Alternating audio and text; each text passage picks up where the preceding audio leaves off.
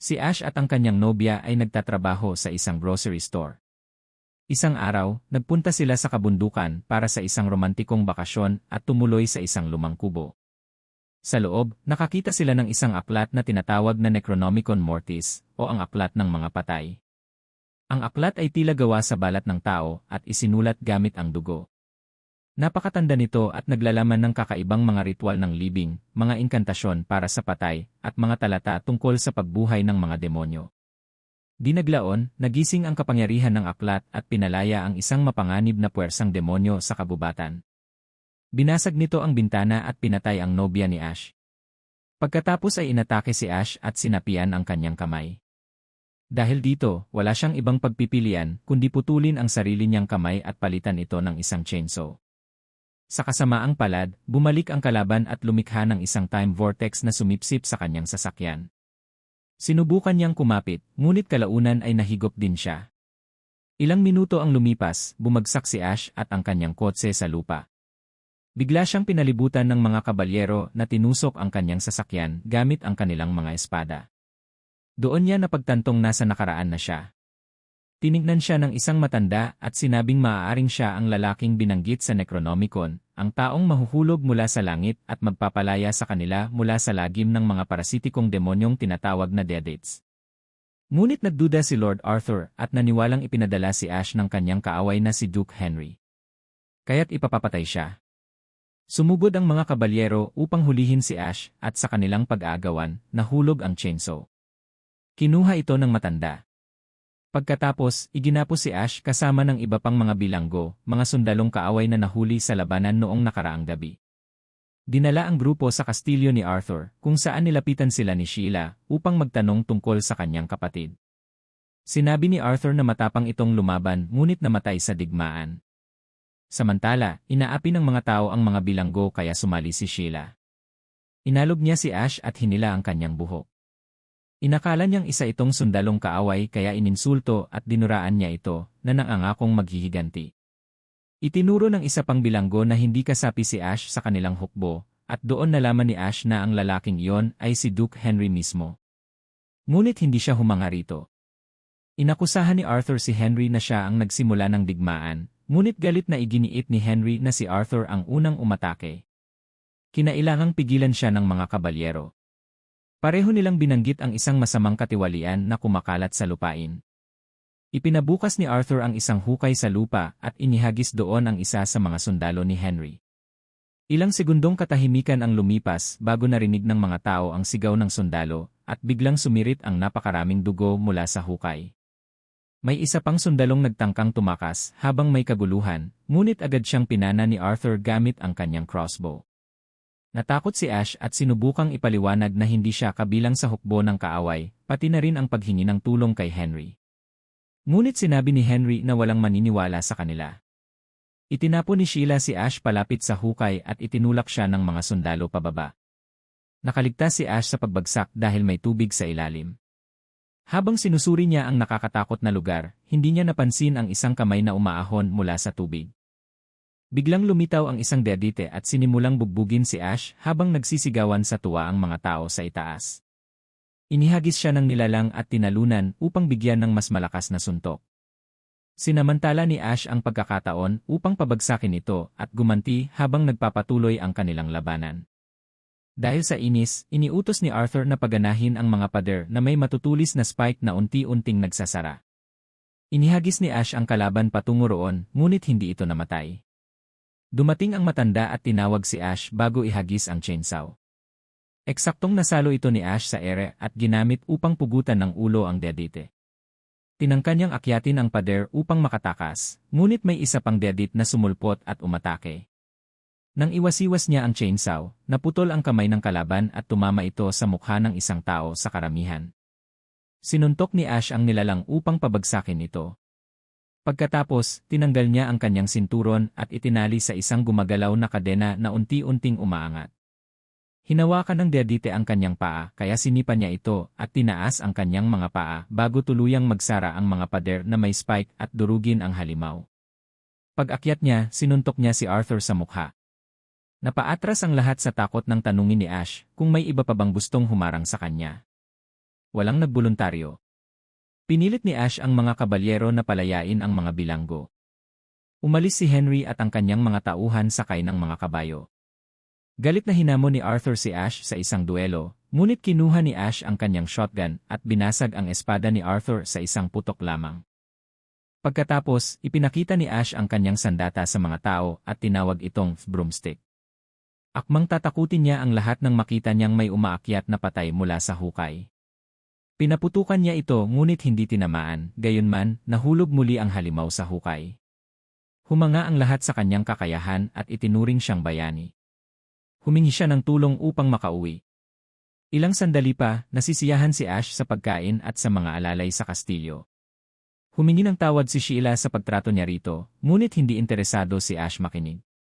Dumating ang matanda at sinabi niyang ang tanging paraan para makabalik si Ash sa kanyang panahon ay sa pamamagitan ng isang spell sa Necronomicon na hindi nila nakuha dahil sa digmaan. Nagalit si Ash dahil ayaw niyang maghintay pa. Biglang nabitawan ng isang alalay ang mangkok ng sabaw at nang lingunin nila ito, isa na siyang dedite. Habang lumulutang, ipinahayag nitong magpipista sila sa mga kaluluwa ng tao at hindi nila kailanman makikita ang aklat. Nang bumagsak ito, lalapitan sana ni Arthur, ngunit pinigilan siya ni Ash dahil alam niyang nagpapanggap lamang itong walang malay. Biglang umatake ang dedit at sinaktan sina Ash at Arthur bago subukang lapitan si Sheila. Hinampas ito ni Ash sa ulo upang mapaatras. Tinangka ng isang kabalyero na saksakin ito, ngunit binulag siya ng dedite. Nang may isa pang umatake gamit ang palakol, itinaas ng dedite ang isang paso. Ngunit binaril iyon ni Ash mula sa kanyang mga kamay. Nagpatuloy ang matinding labanan, suntukan at barilan, hanggang sa tuluyang mapatay ni Ash ang dedit gamit ang isang huling putok mula sa ibabaw ng kanyang balikat.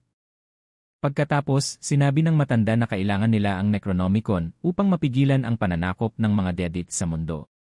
Pumayag si Ash na hanapin ang aklat at nagpagawa siya sa isang panday ng isang astig na prosthetic na kamay habang inaayos ang huling detalye nito.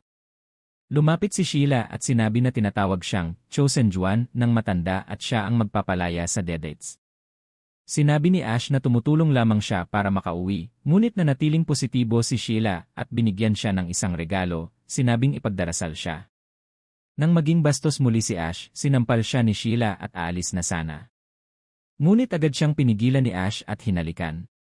Kinabukasan, umalis si Ash sa kastilyo kasama ang matanda at ilang kabalyero. Sa kalaunan, nakarating sila sa isang daang patungo sa isang sementeryo kung saan hinihintay umano ang Necronomicon. Ipinaliwanag ng matanda na upang makuha ang aklat mula sa kinalalagyan nito, kailangang bigkasin ang tatlong salita. Inaral ito ni Ash bago umalis ng mag-isa. Pagdating niya sa kagubatan, kakaiba ang kilos ng kanyang kabayo. May nararamdaman din siyang panganib sa paligid. Kaya nag-iba siya ng daan. Tumakbo ng mabilis ang kabayo habang may misteryosong presensyang humahabol, winawasak ang mga puno sa daraanan. Sa kasamaang palad, nabangga ni Ash ang isang sanga at nahulog sa isang hukay na puno ng putik at dumi habang ang kabayo ay nagpatuloy sa pagtakbo. Ngayon, napilitan si Ash na patuloy na tumakbo habang hinahabol siya ng masamang nilalang. Makalipas ang ilang minuto, nakakita siya ng isang windmill kaya dali-dali siyang pumasok at nagsara ng pinto bago pa siya maabutan. Ang kalaban ay patuloy na kumakatok at humahampas sa pinto ng paulit-ulit. Kaya napasigaw si Ash habang ginagamit ang lahat ng lakas niya upang panatilihing nakasara ang pinto. Sa kabutihang palad, kalaunan ay sumuko rin ang misteryosong nilalang at umalis. Nang gabing iyon, may napansin si Ash na gumagalaw sa gilid ng kanyang paningin at nadiskubre niya ang isang dedit na kamukha niya mismo. Sinubukan niya itong atakihin, ngunit napagtanto niyang isa lamang pala itong salamin na agad nabasag at napahiya siya sa sarili. Umalis si Ash nang hindi napapansin na ang mga refleksyon niya sa mga basag na piraso ay tumatawa sa kanya. Mula sa mga piraso ng salamin, lumabas ang maraming maliliit na dedite at kumuha ng tinidor upang tusukin ang puwitan ni Ash. Nabigla siya at napalo ang ulo niya sa bakal. Pagkatapos, pinaputok ng maliliit na dedite ang shotgun. Ngunit nakaiwas si Ash at ibinato ang tinidor, na tumama at kumapit sa isang maliit na demonyo sa paa ng mesa.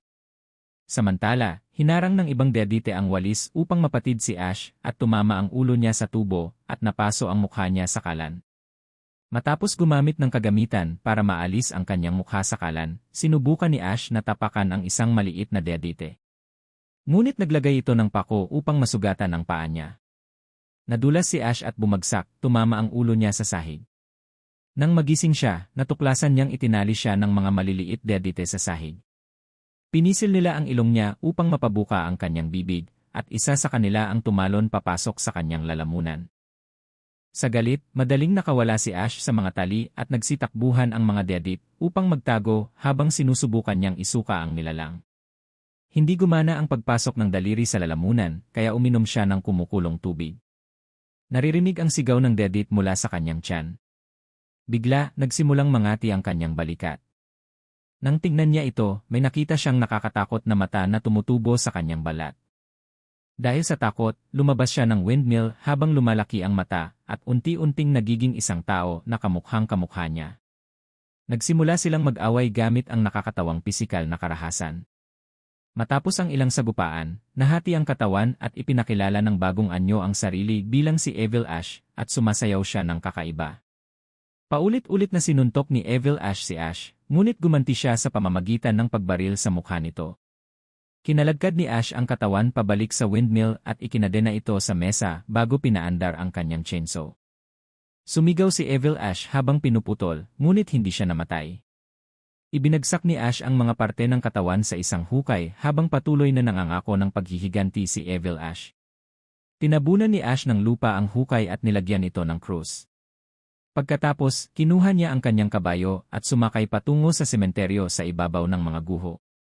Doon naghihintay ang 3 kopya ng Necronomicon. Binuksan niya ang isa ng walang pili at nakita niyang walang pahina at nagsimulang higupin siya. Wala siyang magawa kahit pilitin niyang kumawala. Nahulog ang buong katawan ni Ash sa loob bago kusa itong nagsara. Sa kabutihang palad, sa dagdag na pagsisikap, nakaakyat siya palabas, ngunit deformado na ang kanyang mukha kaya kinailangan niyang yugyugin ang ulo upang bumalik sa normal. Hinawakan niya ang 2 libro, ngunit kinagat nito ang kanyang kamay at lumipad upang umatake. Ilang minuto siyang nakipaglaban sa libro hanggang sa mahuli niya ito at maihagis pabalik sa mga guho. Mukhang ang 3 libro ang tama at naghanda siyang kunin ito. Ngunit naalala niyang kailangan niyang bigkasin ang 3 salita. Maayos niyang nasabi ang unang 2, ngunit hindi niya maalala ang pangatlo. Sa tingin niya ay parang isang sumpa yon. Kaya binigkas niya ito habang umuubo upang pagtakpan ang pagkakamali, iniisip na nalinlang niya ang mahika. Kinuha niya ang libro at biglang kumidlat sa langit. Nyanig ang lupa. Nabigla si Ash nang makita ang mga lapida na lumilipad patungo sa kastilyo. May ilang taong tinamaan ng kidlat at sinabihan ni Arthur ang lahat na magtago. Nag-aalala si Sheila at ang matanda dahil tila may mali. Sa sementeryo, sinubukan ni Ash na tumakas ngunit hinila ng mga kalansay ang kanyang mga paa habang umaahon mula sa kanilang mga libingan. Pinaglaruan ng mga butong kamay ang kanyang mukha at pinagtitripan siya. Nang may kamay na pumasok sa kanyang bibig, tuluyan nang nainis si Ash at tumakbo palayo dala ang libro. Sumakay siya sa kabayo, hindi alam na si Evil Ash ay umaahon na rin mula sa kanyang hukay. Sa kastilyo, sinalubong si Ash bilang isang bayani. Ngunit agad napansin ng matanda na mali ang mga salitang ginamit ni Ash, kaya nagising ang hukbo ng mga patay. Wala itong pakialam kay Ash dahil iniisip niyang maaari nilang gamitin muli ang libro upang ayusin ang problema at maibalik siya sa kanyang panahon gaya ng ipinangako. Sinabi ni Arthur na tutuparin niya ang kanyang salita, ngunit naglakad ang matanda ng may pagkadismaya. Nakiusap si Sheila kay Ash na tumulong at pinaalala ang espesyal na sandali nila. Ngunit pakiramdam ni Ash ay wala siyang kakayahan, at tinawag siya ni Sheila na duwag. Biglang lumitaw ang isang lumilipad na Deadite sa ibabaw ng kastilyo, dahilan upang magtakbuhan ang lahat. Dinakip nito si Sheila at sinubukan siyang iligtas ni Ash, ngunit huli na. Gustong paputukan ng mga kabalyero ang nilalang, ngunit pinigilan sila ni Arthur upang hindi masaktan si Sheila. Samantala, pinapahukay ni Evil Ash ang mga kalansay upang maghanda ng mas marami pang kakampi. Nang ibinaba ng lumilipad na nilalang si Sheila, agad siyang hinalikan ni Evil Ash kahit labag sa kanyang kalooban. Dinukot din ng mga kalansay ang 2 babae. Nang handa na ang hukbo ng mga kalansay, ipinakilala ni Evil Ash ang bagong Sheila na isa ng Deadite. Makalipas ang ilang sandali, may nagbalitang darating ang hukbo ng mga patay sa loob ng 2 araw. Nagtalo-talo ang lahat kung ano ang gagawin, ngunit pinutol ito ni Ash sa pamamagitan ng pagpapaputok ng baril at tinawag silang mga duwag dahil gusto nilang tumakas. Itinuro ni Arthur na 60 na lang ang natitirang tao dahil tumakas na ang iba. Sinabi ni Ash na magpadala ng mensahe kay Henry para sa tulong. Matapos ang pag-aalinlangan, nagpa siya ang karamihan na suportahan siya. Ibinalik ng mga kabalyero ang kanyang kotse, at sa maruming trunk ay nakakita siya ng aklat sa kimika na magagamit sa paggawa ng pulbura para sa mga pampasabog. Sinimulan niyang sanayin ang natitirang kalalakihan kung paano labanan ang mga deadite. Pagkalipas ng 2 gabi, lumitaw ang hukbo ng mga patay malapit sa kastilyo, tumutugtog ng mga instrumentong gawa sa buto. Mabilis na sumugod ang mga kalansay, at hinintay ni Ash ang tamang sandali bago utusan ang mga mamamana na pakawalan ang kanilang nagliliyab na palaso. Dahil sa pulbura, nagkaroon ng maraming pagsabog na nagpabagsak ng maraming kalaban. May ikalawang pangkat na sumubok wasakin ang gate. Inutusan ni Ash ang kanyang mga tauhan na gamitin ang mga tirador. Umulan ang nagliliyab na bola ng apoy sa larangan ng digmaan at marami pang kalansay ang nawasak. Sinabihan ni Evil Ash ang kanyang hukbo na magtipon at magpatuloy. Gumamit ang mga kalansay ng kahoy upang gumawa ng tulay sa moat at itinulak ang malaking puno para sa gate. Habang kalahati ng mga tao ay nagpupumilit panatilihing sarado ang gate, ang iba naman sa pader ay naghahagis ng mga bato. Biglang nagpana ang mga kalansay sa likuran at napatay ang ilang tao sa taas ng pader. Sa huli, nabasag ang gate at mabilis na pumasok ang mga kalaban, pinapatay ang mga nabigong dumepensa. Pagdating nila sa bakuran, sinalubong sila ng mga tao gamit ang mga galaw na itinuro ni Ash at nagsimula ang isang napakalaking labanan. Mas malaki ang hukbo ng mga kalansay, kaya hindi magtatagal ang mga tao sa pakikipaglaban. Biglang dumating si Ash sakay ng kanyang binagong sasakyan at sinimulang durugin ang mga kalansay, inaararo ang mga ito o tinatadtad gamit ang mga bagong nakakabit na sandata sa kotse. Sa sandaling iyon, lumitaw si Sheila sa gitna ng labanan at sinubukan ni Ash na ihinto ang sasakyan, ngunit sa kasamaang palad, wala na itong kontrol. Kaya tumalon siya palabas at pinanood ang sasakyan na magliyab bago tuluyang bumagsak. Pagkatapos, nagpakita si Sheila sa kanyang anyong may mga matang walang buhay at inatake si Ash gamit ang isang sibat. Naiwasan niya ang lahat ng atake nito at sinipa siya palayo, dahilan upang mahulog siya sa hukay. Pagkatapos ay nakapatay siya ng ilan pang kalansay. Ngunit napalilibutan si Arthur at nawawalan na sila ng pag-asa. Lumiwanag muli ang sitwasyon nang dumating si Henry kasama ang sarili niyang hukbo at sumabak sa labanan, pinapatay ang mga kalansay ng may kahusayan. Napatumba ni Evil Ash si Arthur at umakyat sa tuktok ng pader bago ito itinulak pababa upang walang makasunod. Hinawakan ni Ash ang isang lubid at pinutol ito upang umangat ang isang dulo, habang ang kabilang dulo ay may mabigat na lambat na may mga bato na bumagsak sa isang kalansay na malapit na siyang atakihin. Inutusan ni Evil Ash ang kanyang mga tauhan na sugurin si Ash habang papalapit siya, ngunit naipagtanggol ni Ash ang sarili at napabagsak silang lahat. Biglang tumalon si Sheila sa kanya at ginamit ni Evil Ash ang pagkakataon upang hanapin ang aklat. Ilang beses sinaktan ni Sheila si Ash bago niya nagawang saksakin ito ng sibat at ihagis palabas ng pader. Nang malapit nang makuha ni Evil Ash ang aklat, inihagis ni Ash ang sibat at nasaksak siya. Ngunit binali lamang ito ni Evil Ash bago inatake si Ash gamit ang espada, at nagsimula ang isang matinding tunggalian. Sinubukan ng mga kalansay na tulungan ang kanilang pinuno, kaya kumuha si Ash ng espada at inihagis ang isang kalaban palabas ng pader bago hinarap ang isa pang kalansay at si Evil Ash ng sabay. Matapos ang ilang palitan ng suntok at saksak, nasaksak ni Ash si Evil Ash gamit ang espada, ngunit wala itong epekto. Nagpatuloy ang laban at kumuha si Ash ng sulo upang sunugin si Evil Ash. Pagkatapos ay sinipa niya ito palabas ng kastilyo sa loob lamang ng ilang segundo. Ngunit bumalik si Evil Ash bilang isang kalansay. Nagpatuloy ang kanilang laban at nawala kay Ash ang kanyang sulo nang siya'y madisarmahan. Ilang beses niyang sinuntok sa ulo si Evil Ash, ngunit siya rin ay nasipa palabas ng pader. Sa sandaling iyon, napansin niya na pinapainit ng sulo ang mitsa ng isang dinamita. Pagkaraan, bumagsak si Evil Ash sa dinamita habang hawak ang aklat at ipinagdiriwang ang kanyang tagumpay. Pinutol ni Ash ang kanyang kamay upang mabitawan nito ang aklat bago pinutol ang lubid. Dahil dito, lumipad sa himpapawid si Evil Ash kasama ang dinamita, at sa pagsabog ay parang mga paputok siyang sumabog. Nang mawala ang kanilang pinuno, agad na nagsitakbuhan ang mga kalansay at ipinagdiwang ng mga tao ang kanilang tabumpay. Nagising si Sheila na muli ng mukhang tao at muling nagkita sila ni Ash. Kinuha ng hukbo ng mga tao ang kanilang mga espada dahil iniisip nilang maaaring magpatuloy ang digmaan. Ngunit nagyakapan sina Arthur at Henry. Kinabukasan, itinuro ng matanda kay Ash ang orasyong kailangan niyang bigkasin upang makabalik sa kanyang panahon. Nagpaalam si Ash kay Sheila sa pamamagitan ng isang huling halik at saka umalis sakay ng kanyang kabayo. Sa kasalukuyan, nakabalik na si Ash at ikinukwento ang buong pangyayari sa kanyang katrabaho, inaamin na hindi niya nabigkas ng maayos ang mga salita habang sinusubukan niyang makipaglandian sa tindera. Isang malakas na hangin ang nagdulot ng pagkawala ng kuryente at biglang nagbago ang anyo ng isang customer at naging isang dedite. Sinuntok niya si Ash at naghanda na atakihin ang tindera.